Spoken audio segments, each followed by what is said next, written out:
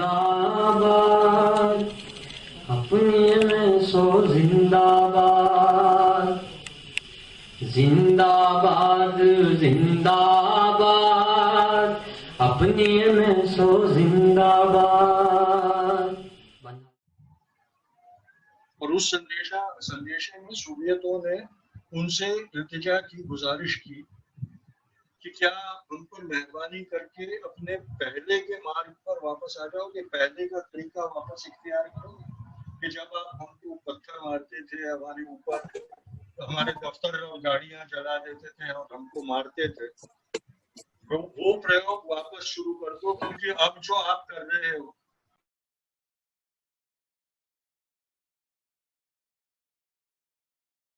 Respond करे, ये हमें समझ में नहीं आता, क्योंकि हमारे पास आपके नए तरीकों का कोई इलाज नहीं है, उसका कोई मुकाबला नहीं है।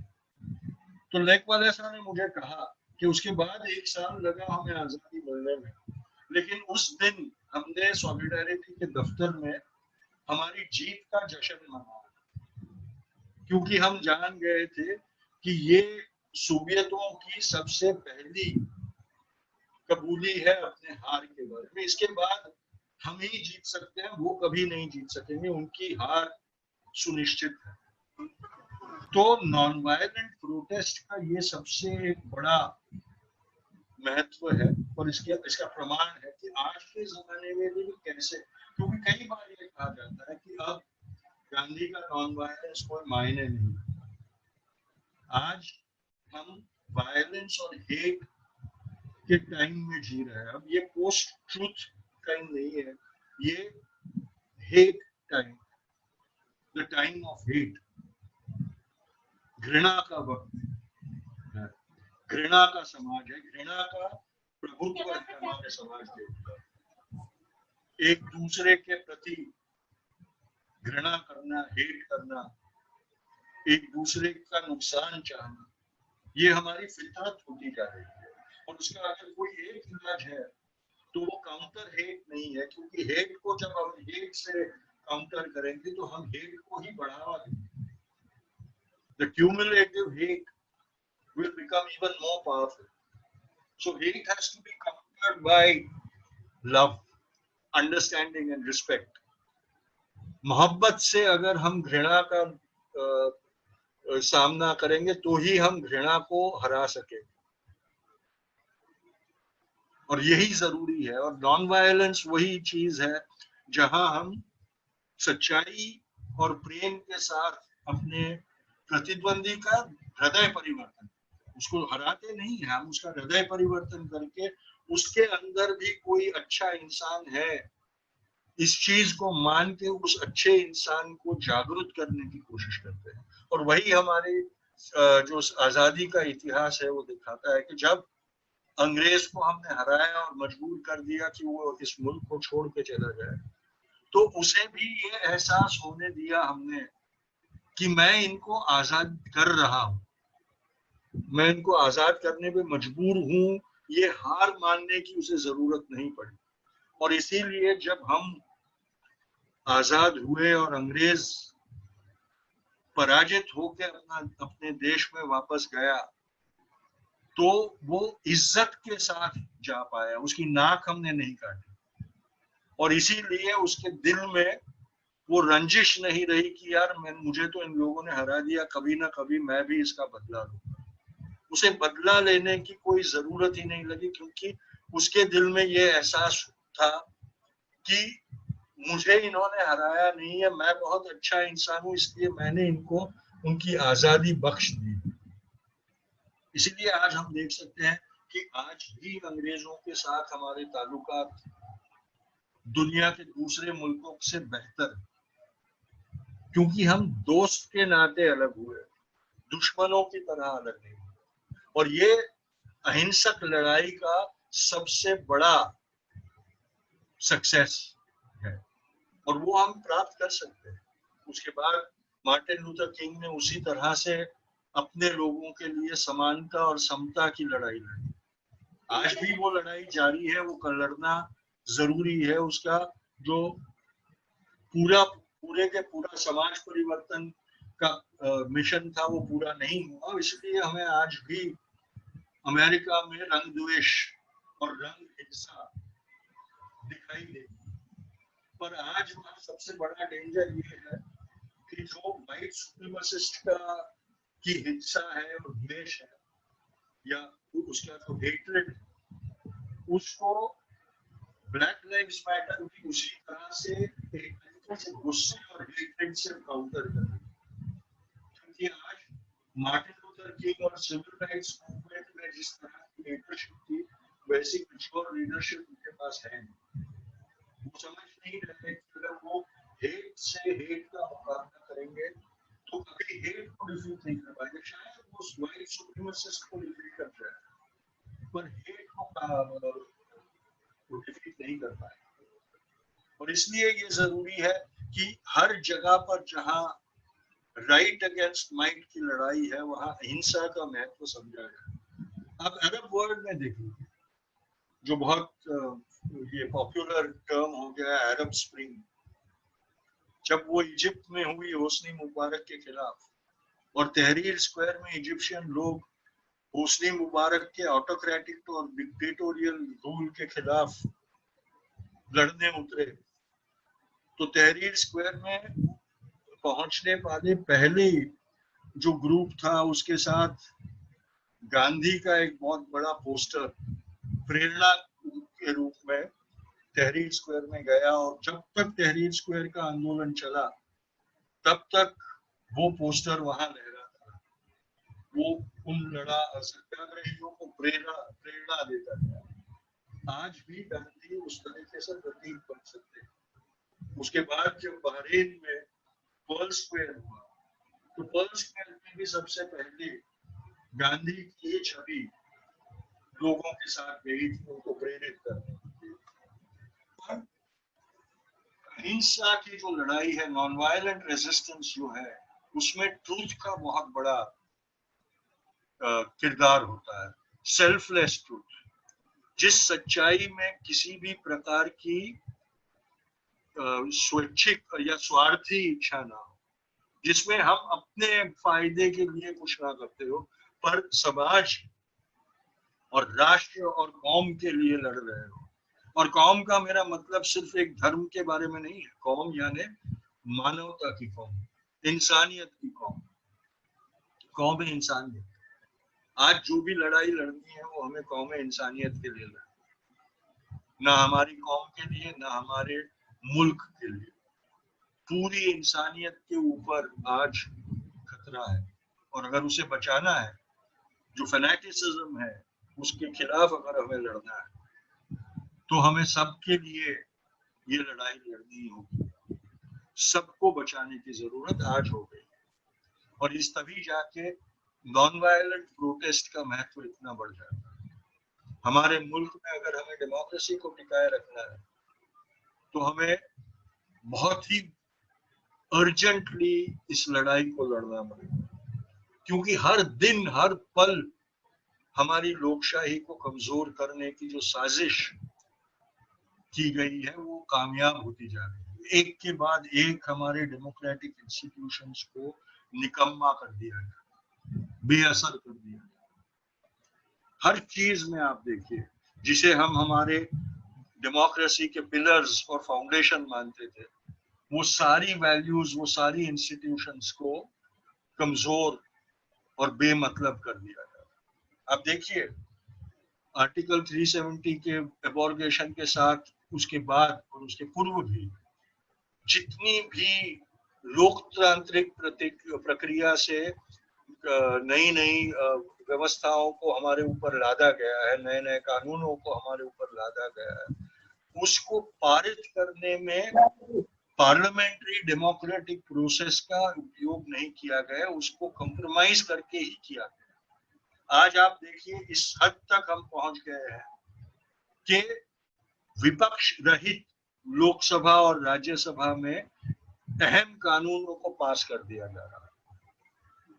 यानी हमारी डेमोक्रेटिक पार्लियामेंट्री डेमोक्रेटिक सिस्टम भी अब बेमतलब हो गई, और इसका हश्र ये है कि हम मोबोक्रेसी बनते जा रहे हैं। डेमोक्रेसी में से भीड़ तंत्र में अपना अपना मुल्क की ओर अपना मुल्क जा रहा है, कि जैसे एक भीड़ हावी हो जाती है लोगों के ऊपर और अपना मकसद पूरा कर देती है, उसी तरह हमारी डेमोक्रेसी को खत्म करने के लिए एक भीड़ तंत्र का उपयोग किया जा रहा है।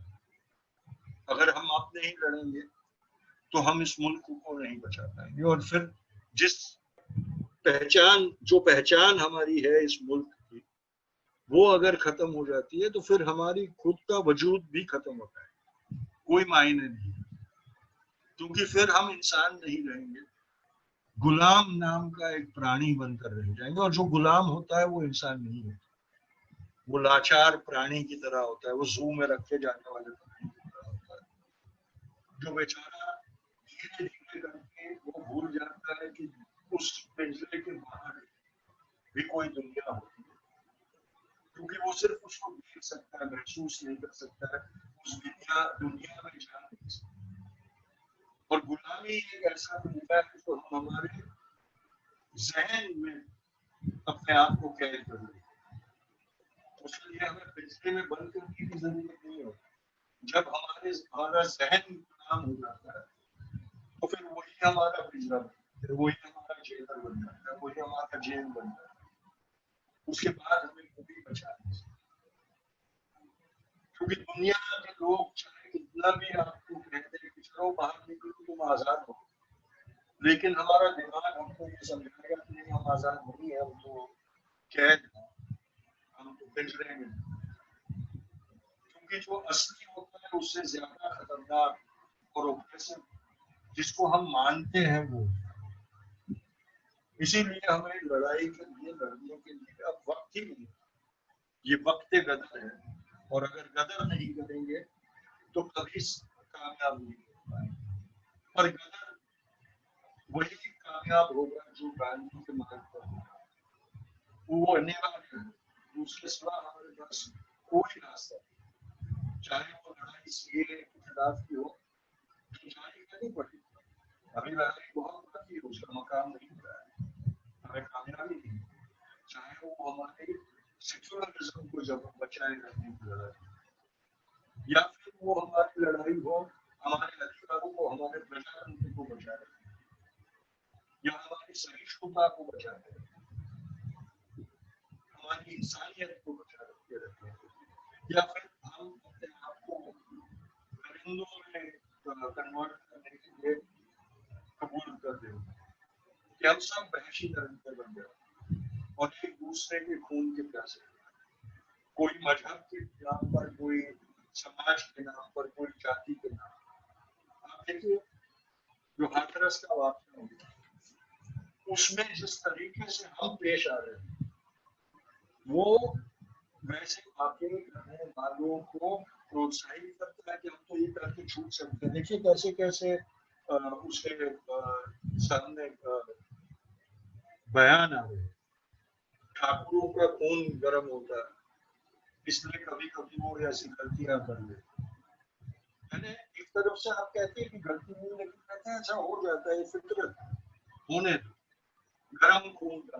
कोई कहता है कि युवा है, युवाओं में बहुत जोश होता है, कभी कभी गलती हो जाती है, यानी युवा हो तो वो करने दो यार, एक ही तो है, अपने दिल की भड़ास निकाल देगा फिर अच्छा होगा। और उस भड़ास निकालने की प्रक्रिया में तुम किसी और को मार रहे हो, उसका क्या? और वो इसलिए मार रहा है कि वो जानता है कि समाज उसको माफ कर रहे, समाज उसके खिलाफ कुछ नहीं है। ये हाथरस का हुआ तब से मैं बहुत सुन रहा हूँ कि उनको जाहिर में फांसी दो, मार डालो, ये करो वो करो।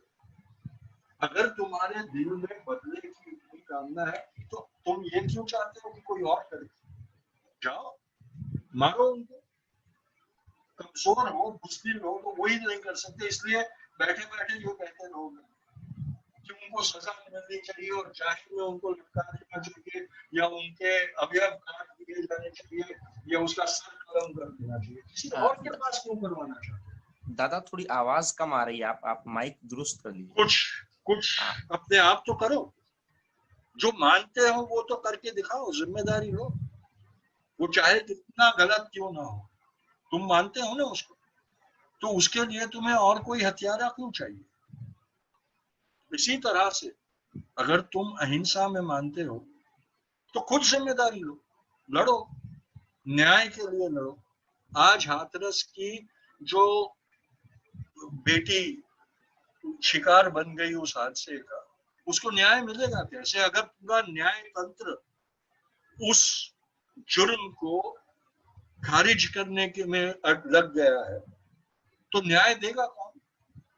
सत्याग्रह ही करना पड़ेगा ना उस न्याय को प्राप्त करने के लिए। कौन करेगा वो सत्याग्रह? कोई और आएगा करने के लिए। और हम सिर्फ इस तरह से ऑनलाइन डिबेट में अपना वक्त बर्बाद करके रहेंगे। गदर तब होता है जब हर कोई उस गदर में अपने वक्त की शहादत देने को, कुर्बानी देने को तैयार होता है। वो जज्बा अपने दिल में जब आता है और अपनी जिम्मेदारी को समझकर निभाता है, तभी जाके गदर कामयाब हो सकता है, तभी जाके समाज में या राष्ट्र में कोई नई का परिवर्तन हो सकता है। वरना यही चलता रहेगा सिलसिला। एक मोमबत्ती हमने निर्भया के लिए जला दी थी, एक मोमबत्ती हम हाथरस के लिए जला देंगे और तब तक जलाते रहेंगे जब तक हम में वो कबीलियत है मोमबत्तियां खरीद के जलाने की। फायदा क्या होगा उसका? कहीं ना कहीं जाकर हमारी आवाज भी तो हमने बुलंद करनी पड़ेगी। कहीं ना कहीं जाकर ये तो हमने संदेशा देना पड़ेगा कि अब बस, अब नहीं सहेंगे, हम ये होने भी नहीं देंगे, लेकिन हम मारेंगे नहीं, मरेंगे पर मारेंगे नहीं। कल किसी से बात कर रहा था, मैं एक दूसरे वेबिनार में था तब मैंने कहा था कि 9 अगस्त जब होती है तो हम चले जाओ आंदोलन को याद करते हैं और समर्थन करते हैं, लेकिन अब वो वक्त आ गया है कि चले जाओ आंदोलन में बापू ने जो नारा दिया था उसको हम हमारा आज का नारा बनाएं, करेंगे या मरेंगे। अब वक्त आ गया है जब हम हमारी जो जिम्मेदारी है वो निभाने की हिम्मत रख के करना ठान लेंगे कि हम ये करेंगे। और अगर वो करने में हमें कामयाबी हासिल नहीं होती तो करते करते मरने को भी हम तैयार है, लेकिन मारेंगे नहीं, हम हरगिज मारेंगे नहीं। अगर वो जज्बा हमारे दिलों में घर कर जाए और उस जज्बे पर हम एक्ट करना शुरू करें तो हमें कोई कामयाबी हासिल करने से रोक नहीं सकता। दुनिया की कितनी भी बेरहम ताकत की ना हो, वो हमें हरा नहीं सकती। हाँ, शायद हम ना रहे, उस जीत का फल भुगतने के लिए हम ना रहे, लेकिन हमारी आने वाली नस्लें उसका बेनिफिट प्राप्त करेगी, ठीक उसी तरह कि जिस तरह से हमारे आने वाली नस्लें हमारी निष्क्रियता का नुकसान भुगतेगी। जो हमारी निष्क्रियता हमारे मुल्क का नुकसान कर रहा है उसको हम भुगत रही है। इसलिए हमें ये करने की जरूरत है। हम रहे ना रहे उसका हमें कोई उसकी अहमियत नहीं होनी चाहिए। एक किस्सा मैंने सुना जो मुझे बहुत प्रभावित करता है कि एक बूढ़ा किसान अपने आंगन में एक पौधा लगाता है, फलों के पेड़ का पौधा लगाता है, और कोई उसे देखता है और देखता है कि हर रोज उस पौधे को पानी पिलाता है, उसकी देखभाल करता है। तो एक दिन वो उसको पूछता है कि काका, तुम तो अब बूढ़े हो चले, अब तुम्हारी जिंदगी के कुछ चंद साल बाकी, और ये फलों का पेड़ पौधा जो आप जिसकी आप इतनी हिफाजत करते हैं और जिसको इतनी देखभाल करते हैं, उसको पेड़ बनने में और उसके ऊपर फल लगने में तो अभी बहुत वक्त है, कई साल निकल जाएंगे। और मुमकिन है कि जब उस पेड़ पे फल लगने लगे तब आप हो भी ना, आपकी मौत हो गई हो। तो क्यों बेफजूल मेहनत कर रहे हो? आपको इसका फल तो मिलने वाला नहीं, छोड़ दो। होना होगा, मरना है, मर जाएगा।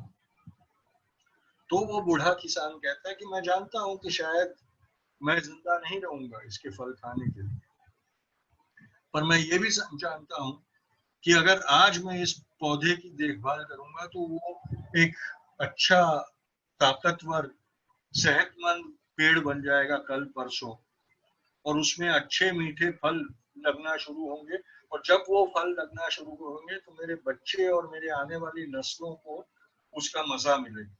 और ये मेरा कर्तव्य है, ये मेरी जिम्मेदारी है कि मैं उनके लिए इस पेड़ को की देखभाल